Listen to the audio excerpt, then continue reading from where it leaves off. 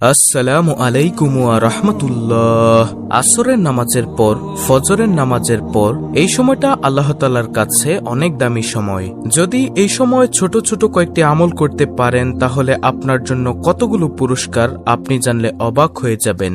আল্লাহ তাআলা নিজেই বলেছেন, আপনার উপর আল্লাহর রহমত নাজিল হবে, ফেরেশতারা আপনার জন্য রহমতের দোয়া করবেন, সব ধরনের অন্ধকার থেকে, দুঃখ থেকে, বিপদ থেকে, অভাব দরিদ্রতা থেকে, শত্রুর অনিষ্ট থেকে, দুনিয়ার যত ধরনের ক্ষতি আছে সব ধরনের ক্ষতি থেকে আল্লাহ আলোর পথ দেখাবেন। সুবহানাল্লাহ। সবশেষে জান্নাতে আল্লাহর দিদার নসিব হবে, সেখানে সালাম আদান প্রদান হবে এবং আরো রয়েছে সম্মানজনক পুরস্কার। দর্শক, আজকের ভিডিওতে বলা মাত্র কয়েক মিনিটের এই আমলগুলো কোটি কোটি গুণ দামি। আশা করি শেষ পর্যন্ত মনোযোগ দিয়ে আমলটি বুঝে নিবেন। তাহলে চলুন শুরু করা যাক। দুনিয়া থেকে দিনের ফেরেশতারা আসরের পরে চলে যায়, রাতের ফেরেশতারা আসরের পরে আসে। রাতের ফেরেশতারা ফজরের পরে চলে যায়, দিনের ফেরেশতারা ফজরের পরে আসে। প্রতিদিন আমার জন্য আপনার জন্য দিনে ৭০,০০০ ফেরেশতা নাজিল হয়, রাতে ৭০,০০০ ফেরেশতা নাজিল হয়। যে ফেরেশতা আজকে আপনার জন্য ডিউটি করেছে তারা আগে কখনো ডিউটি করেনি, কিয়ামত পর্যন্ত আর কখনো ডিউটি করবেও না। তাহলে প্রিয় দর্শক, এবার চিন্তা করুন এই ফেরেশতারা কত হাজার বছর ধরে অপেক্ষায় ছিল আজকের ডিউটির জন্য। এদেরকে বানানোর পর আল্লাহ তাআলা যেন একটা চিরকুট লিখে দিয়েছেন যে অমুক সালের অমুক তারিখে অমুক দিনে তোমার ডিউটি। এই কাগজটা নিয়ে সে অপেক্ষায় ছিল হাজার হাজার বছর ধরে। আজকে যখন তাদের ডিউটির দিন এসেছে তারা কি পরিমাণে খুশি হয়েছে চিন্তা করুন। তারা খুশি এ কারণে যে তাদেরকে এই দিনের জন্যই বানানো হয়েছিল। সূরা বনী ইসরাইলের ৭৮ নং আয়াতে আল্লাহ তাআলা বলেন, ওয়া কুরআনাল ফাজরি ইন্না কুরআনাল ফাজরি কানা মাশহুদা। আর ফজরে কোরআন পাঠের স্থায়ী নীতি অবলম্বন করো, কেননা ফজরের কোরআন পাঠে উপস্থিত থাকা হয়। এই আয়াতের সম্পর্কে রাসূলুল্লাহ সাল্লাল্লাহু আলাইহি ওয়াসাল্লাম ইরশাদ করেন, এ সময় রাতের ফেরেশতারা এবং দিনের ফেরেশতারা উপস্থিত হয়। তিরমিজি শরীফ ৩১৩৫ নম্বর হাদিস। দর্শক, বুখারী শরীফের ৫৫৫ নং হাদিসের বর্ণনা, যে ফেরেশতারা রাতে তোমাদের সাথে ছিল তারা আল্লাহর কাছে চলে যান। তখন আল্লাহ তাআলা তাদের জিজ্ঞাসা করেন, অথচ আল্লাহ তাদের সম্পর্কে বেশি জ্ঞান রাখেন। আল্লাহ বলেন, তোমরা আমার বান্দাদের কি অবস্থায় রেখে এসেছ? ফেরেশতারা জবাবে বলেন, আমরা তাদেরকে এ অবস্থায় রেখে এসেছি যে তারা সালাত আদায় করছে, এবং আমরা তাদের কাছে গিয়েছি এমন অবস্থায় যে তারা সালাত আদায় করছে। এমনটি আত-তারগিব ওয়াত তারহিবের ৪৬৩ নং হাদিসের বর্ণনা। তখন ফেরেশতারা আল্লাহর কাছে ফরিয়াদ করেন, হে আল্লাহ, তুমি কিয়ামতের দিন তাদেরকে ক্ষমা করে দিও। সেজন্য সকাল সন্ধ্যার সময় খুবই দামি সময়। বিশেষ করে নামাজের মধ্যে ফজর ও আসরের নামাজ খুবই দামি। সূরা বাকারার ২৩৮ নং আয়াতে আল্লাহ তাআলা বলেন, সমস্ত নামাজের প্রতি যত্নবান হও, বিশেষ করে মধ্যবর্তী নামাজের ব্যাপারে, আর আল্লাহর সামনে একান্ত আদবের সাথে দাঁড়াও। অতএব ফজরের নামাজ ও আসরের নামাজ জামায়াতের সাথে অবশ্যই পড়বেন। তারপর ফজরের পর বসে বসে কোরআন তেলাওয়াত করবেন, জিকির আজকার করবেন। যারা ফজরের পর আসরের পর জিকির করে তাদের জন্য সূরাতুল আহজাবের ৪১ থেকে ৪৪ নং আয়াতে কি সুসংবাদ দিয়েছেন জানলে অবাক হবেন। আল্লাহ তাআলা বলেন, হে মুমিনগণ, তোমরা আল্লাহকে অধিক পরিমাণে স্মরণ করো এবং সকাল বিকাল আল্লাহর পবিত্রতা বর্ণনা করো। তিনি তোমাদের প্রতি রহমত করেন এবং তার ফেরেশতাগণ রহমতের দোয়া করেন অন্ধকার থেকে তোমাদের আলোকে বের করার জন্য।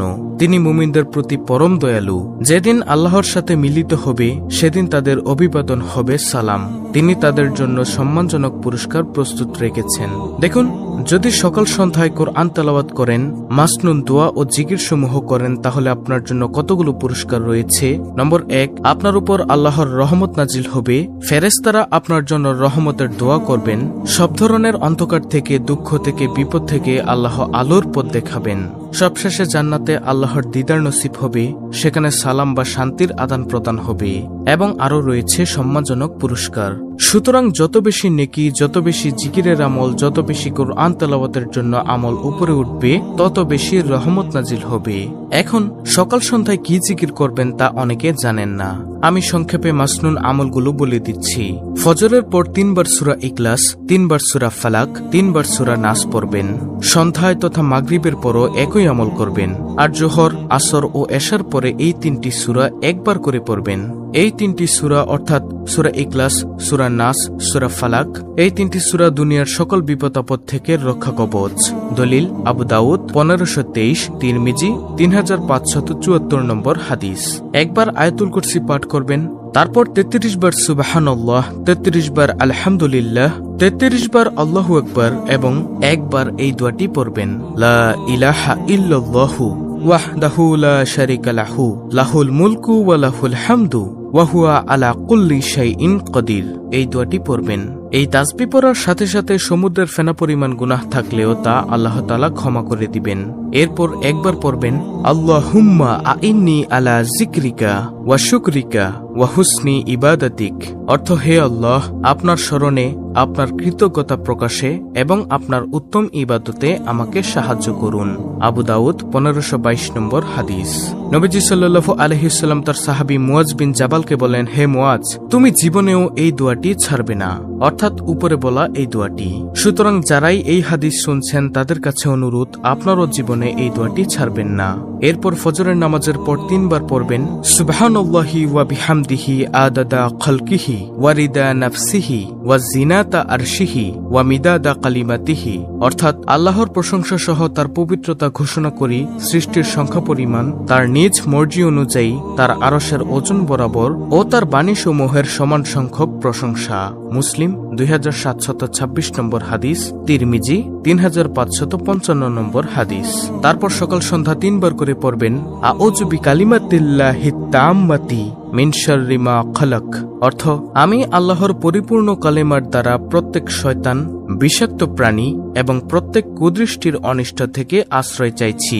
দলিল মুসলিম শরীফের হাদিস, হাদিস নম্বর 2709। এই দোয়াটি পাঠ করলে আল্লাহর সৃষ্টি জগতের কেউ সারাদিন আপনার কোনো ক্ষতি করতে পারবে না, যেটা আপনারা থাম্বনেলে দেখতে পেয়েছেন। তারপর একবার সৈয়দুল ইস্তেগফার পড়বেন। ক্ষমা প্রার্থনার এই শ্রেষ্ঠ দোয়াটি যদি কেউ সন্ধ্যাবেলায় পড়ে ওই রাতে মারা যায় অথবা সকালবেলায় পড়ে ওই দিনে মারা যায়, তাহলে সে জান্নাতি হবে। দলিল বুখারী শরীফের হাদিস, হাদিস নম্বর 6323। আর সৈয়দুল ইস্তেগফারটি হলো, আল্লাহুম্মা আনতা রাব্বি লা ইলাহা ইল্লা আনতা খালাকতানি ওয়া আনা আবদুকা ওয়া আনা আলা আহদিকা ওয়া ওয়াদিকা মাসতাতু আউযু বিকা মিন শাররি মা সানাতু আবুউ লাকা বিনিআমাতিকা আলাইয়া ওয়া আবুউ লাকা বিযাম্মি ফাগফিরলি ফাইন্নাহু লা ইয়াগফিরুয যুনুবা ইল্লা আনতা। এটি হলো সৈয়দুল ইস্তেগফার। স্ক্রিনশট নিয়ে মুখস্থ করে নেবেন। দর্শক, ভিডিওতে বলা আমলগুলো আপনারা দরকার পড়লে ভিডিওটি পুনরায় আবার দেখে মুখস্থ করে নেবেন। নিয়ম মাফিক আমল করলে ইনশাআল্লাহ অনেক সওয়াবের ভাগীদার হতে পারবেন। অত্যন্ত গুরুত্বপূর্ণ একটি ভিডিও। ভিডিওটি ভালো লাগলে অবশ্যই চ্যানেলটিকে সাবস্ক্রাইব করে বেল বাটন অল বাজিয়ে দিবেন। ভিডিওটিতে একটি লাইক দিবেন এবং কমেন্টে আমিন লিখবেন এবং অন্য মুসলিম ভাই বোনদের কাছে ভিডিওটি শেয়ার করে দিবেন, যেন তারাও দেখে শিখে এই সহজ ছোট্ট আমলগুলো করতে পারে। আল্লাহ রাব্বুল আলামিন আমাদের সকলকে সকাল সন্ধ্যায় বেশি বেশি জিকির আজকার ও দোয়া দুরূদ পাঠ করার তৌফিক দান করুন। আমিন।